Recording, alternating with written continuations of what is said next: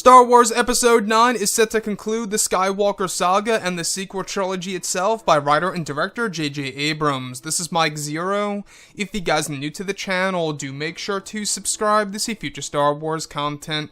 Now, one of the biggest questions that have all to do with this movie is, of course, when will we actually see our first set of footage of this movie that'll give us an overall idea and the overall tone of exactly how the movie is going to be. Now, we do know that a teaser is already completed and Disney and Lucasfilm are debating on whether or not dropping it this month of December. However, the full trailer, alright, one interesting thing about this is that we do know that it will be dropping on April 11th, the very first day of Star Wars Celebration.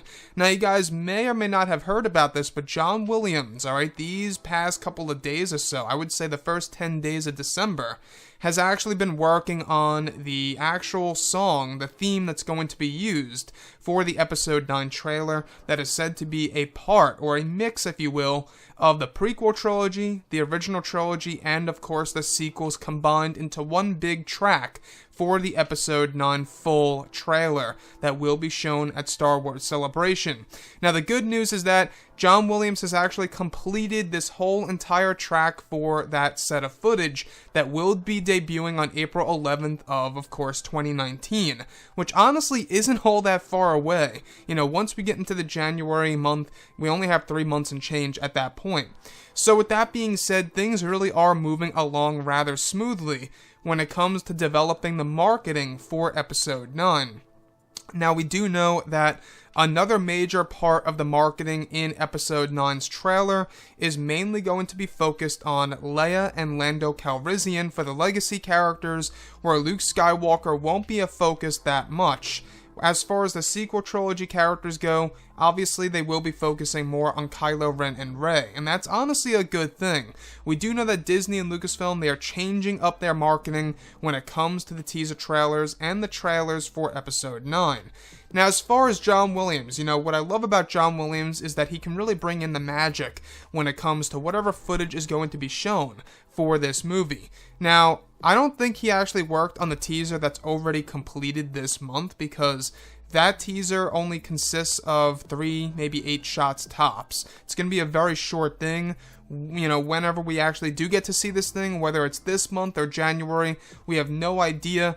It's actually said that a title reveal is said to be dropping later this month.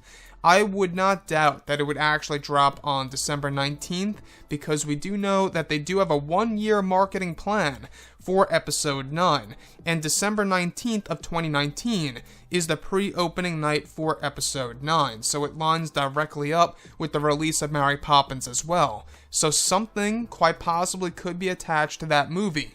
As far as everything else goes, guys, I think that right now, the first set of footage for Episode 9 is going to be crucial in order to attract a lot of fans ever since the release of The Last Jedi. It really is going to be a crucial thing to pull off here. I think it's a huge thing that they need to get right, that they need to get, you know, done correctly, because if you look at marketing for a Star Wars film, it really is a very hard task to complete.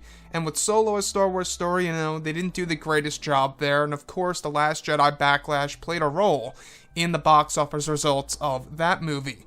So when it comes to the trailer for Episode 9 on April 11th, we will be able to hear this beautiful music by John Williams that's going to be a combination of the prequels, the originals, and the sequels all into one big actual piece of footage for Episode 9, and I couldn't be more excited.